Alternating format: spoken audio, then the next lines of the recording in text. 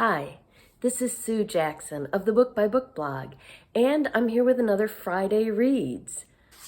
This week, I have been completely engrossed in Daisy Jones and the Six by Taylor Jenkins Reid. Yes, I am just now reading it for the first time, maybe the last person left on Earth. And not only that, this is the first Taylor Jenkins Reid book I've read. And I mean, her novels have been all over the place. Everyone's been talking about her for years. And I'm just now discovering her. And I see what the big fuss is all about. I am finding this book, well, I'm almost finished with it now. I'm right at the end. It is so compelling. One of the reviews in the front called it propulsive. And I thought that was the perfect term because all this week, every single night, I normally have to be very careful about what time I go to sleep because of my chronic illness. But every single night, I find myself saying, just one more page. Oh, just this one last section. Oh, look, I'm almost at the end of a chapter. And staying up much too late for me, but because I can't put it down. It is a propulsive, compelling story. So in case you, like me, are one of the last people on Earth who has not yet read this novel, I'll tell you a little bit about it. It's about a rock band in the 70s called The Six. And they start in Pittsburgh, they move out to LA, they're growing and getting more of a following. And meanwhile, there's this young woman named Daisy Jones, also in LA. She's kind of, her career is kind of as a groupie, but she really wants to be a songwriter. And she's got no formal music education, but she's got some great ideas. She's got a beautiful singing voice. And eventually she joins up with the Six. So it's about Daisy. It's about Billy, the lead singer and head of the Six. It's the 70s, about a rock band. It's about sex, drugs, and rock and roll. There's all this stuff going on. And the way that the novel is written, it's in the, I don't know if you can see that. It's written as though it's a book within a book. It is a book put together by a reporter years later interviewing not only the band members and Daisy, but other people who were around at the time who were involved with the band, their manager, a Rolling Stones reporter, other people like that as well. So when I started it, I wasn't sure I was going to like it because I thought, I don't know how this is going to hang together, this interview style rather than a straight narrative. But like I said, I mean, the proof is in the fact that I just couldn't put it down all week. It's a great book. I can't wait to finish it. I'm almost there. Daisy Jones and the Six by Taylor Jenkins Reid. So I've mentioned before on my channel that December for me is kind of not just a free read and read from my shelves, no challenges, no readathons, nothing like that. But also, and this tells you how many books are stacked up on my bookcase upstairs waiting to be read. It is my month of trying to finish all previous book gifts before Christmas, when I know I'll get more new books for Christmas.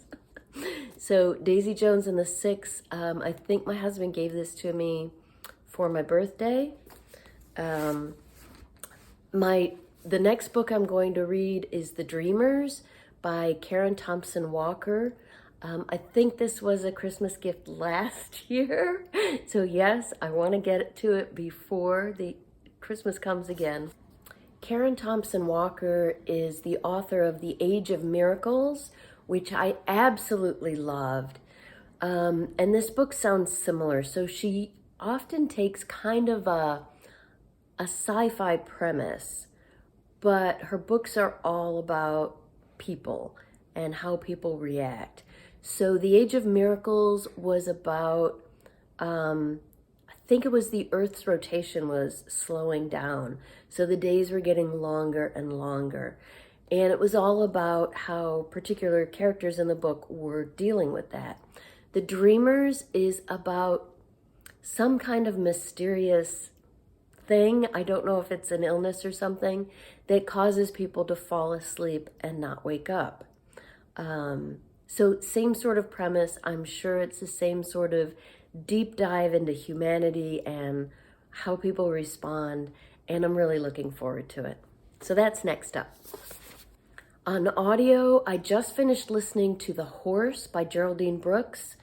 Unfortunately, I once again did not make it to my book group last night, which is why I was reading it. I haven't managed to get to a meeting since May because of my chronic illness. I'm actually doing a little better the last few weeks, but yesterday was a bad day, so unfortunately I missed the discussion again, and I was really sorry too because this was a great book. Geraldine Brooks is one of my favorite authors, but in a very odd way. Whenever I hear about one of her new novels, I read about what it's about and think, I'm probably not interested in that. And then I read it and I'm blown away by how great it is. It was that way with People of the Book. It was that way with March. And it was very much the same with Horse. I had heard about this book. I don't know whether it was released this year or last year, but I had heard about it and thought, I'm not really interested in horses or racing. Of course, in Nonfiction November, I just finished reading Seabiscuit by Laura Hillenbrand, and I loved that, even though I have no interest in horse racing. But what really compelled me to listen to Horse was the fact that it was chosen for my book group. And I thought, okay, well, this will push me to read another Geraldine Brooks that I don't think I'm interested in. And as usual, it was wonderful. She's just such a great writer. It's just, she immerses you into the characters' lives. She always writes historical fiction. She immerses you in the historical period. So this book takes place in 2 timelines. It opens in present day 2019 with 2 different characters. There is a young man named Theo. He's an art history student at Georgetown. His family is originally from Ghana, but he's an American citizen. He's going to Georgetown for his PhD, and he's had a hard time finding a topic. And one day he sees that his neighbor has set a bunch of furniture and other junk out on the front sidewalk, just saying free. You know, clearly the woman thinks it's all junk. She's just set it out. And as Theo's walking by, he sees a painting of a horse. And he picks it up and takes it home with him. And meanwhile, at about the same time, there's a young woman named Jess, who's from Australia, who's working at the Smithsonian. And Jess works, I've forgotten the name of the department, but she works in putting animal skeletons back together for display at the Smithsonian. So she gets a call from a colleague in the UK who says, I think you have a horse skeleton that we displayed some years back, decades back, and we can't find it, and I think the Smithsonian has it now. So Jess goes looking for this horse skeleton. Then the narrative moves back to 1850 to a young slave named Garrett. Now, Garrett's father is very unusually a free man. They both live on this horse farm in Kentucky. Garrett's dad, Harry, was an outstanding horse trainer.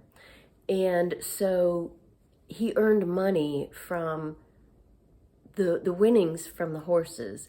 The man who was his master split the money with him. So Harry earned enough money to buy his own freedom. So he's a free man. He's sort of adopted Garrett and is taking care of him. Garrett is still a slave.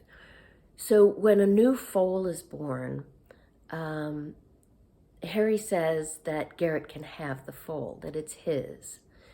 So Garrett loves horses just as much as Harry does. He begins, I think he's only 13 at the start of the narrative. Garrett begins training this horse. Now, as you might expect from the time period, he's not allowed to keep it. I'm not going to give you any spoilers, but the horse's name eventually is changed to Lexington. And Lexington was, in real life, a very well-known racehorse, both for the races he won and for breeding. So the novel moves back and forth in time between the 1850s with Garrett and Lexington and the present day, as both Theo and Jess, who eventually meet, are trying to put the puzzle together of who this mysterious horse was and why he was important enough to be painted and to have his skeleton in museums. So they're trying to piece the puzzle together while the reader is hearing history as it happens from Garrett's point of view. And there are other narrators that come into it as well, other people involved. It's an audiobook with multiple narrators, which made it even more enjoyable. I really loved it. As usual, Geraldine Brooks put together just an immersive, compelling, wonderful novel. And I really enjoyed Horse by Geraldine Brooks. Next up on audio, since I just finished that, I think I'm going to start Hidden Pictures by Jason Rekulak. I think I said his name right. Jason was a Booktopia author years ago, maybe 2019 or 2018. And so I read his previous novel, The Impossible Fortress, which I loved. So when I saw he had this new novel out, just released this year, I really wanted to read it. So I haven't started it yet, but next up in my audio rotation is Hidden Pictures by Jason Rekulak. And that's it for me this week. I would love to hear what you're reading. Tell me all about it in the comments below. Like if you enjoyed this video, and subscribe if you haven't already. And please tell me what you're reading this weekend.